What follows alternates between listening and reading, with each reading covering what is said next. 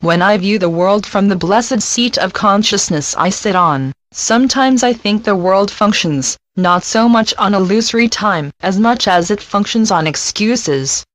You know what? Excuses are lame. Excuses are a dime a dozen. Excuses are no excuse at all.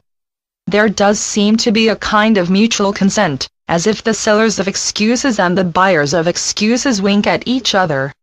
A given reason is rarely a true excuse, yet my children parry excuses in order to get by in life. There is such an abundance of standby excuses that my children could make recordings of a few of the regularly used excuses, and save themselves much time and energy. By and large, an excuse is an excuse is an excuse. It is a fill-in. Cotton stuffing. Probably you have heard all the excuses in the world. I didn't have time. I had to eat. The bus was late. I forgot. I got busy. I had to go shopping. I was too tired. I'm just too kind, and I can't say no. This is how I am. I can't help it. Are these familiar to you? My children tend to believe in their excuses as virtual reality when the truth is that excuses are weak fabrications that can become a way of life. The truth of a situation is more likely, there is something else I wanted to do. There is something else that is more important to me than what I promised you.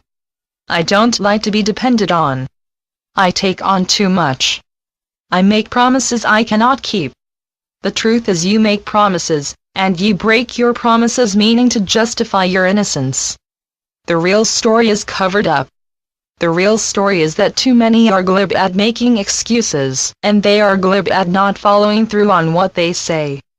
The real story is that they put their convenience way ahead of their word. Those who make excuses dilly-dally. They want to be excused from responsibility. They don't want to face facts. They want to bide their time. They want credit just the same.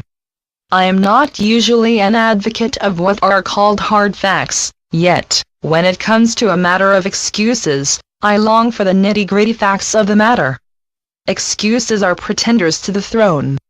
They are hot air. Excuses are not stones that you step on to get across to the other side. They are not a foundation. They are slippery. The pretender grabs onto nothing and fakes getting across. He beats around the bush. He likes to believe in his excuses sincerely, which means he is saying he is powerless. Excuses are a way of getting away with something. Excuses postpone. The ones who make excuses desire to maintain illusion and pull the wool over their own eyes.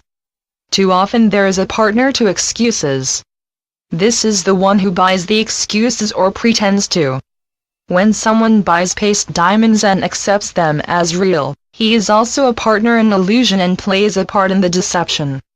The repeated receivers of excuses may feel duty-bound to accept the illusion as well. Both the excuse giver and the acceptor of excuses put off their responsibility. What kind of a predicament is that? Rarely is an excuse excusable.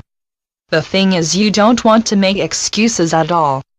Of course, it can be truthful that you had a flat tire, that's why you are late.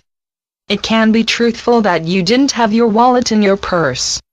It can be truthful that there was a fire. How often, however, how often? An idle oft-used excuse is no good at all. Better to be responsible and true to your spoken intent. Live up to what you say, or don't say it. You also have a seat of consciousness you sit on. You want your seat of consciousness to be solid and not rickety. Honesty is a great favor to the relative world. Honesty is attainable, and honesty is such a relief. Of course, the main thing is to be honest with yourself. For what value is it for you to pander to yourself under a mere guise? For what value are empty words? Never mind the past now. Begin anew. You are deserving of giving and receiving the plain truth.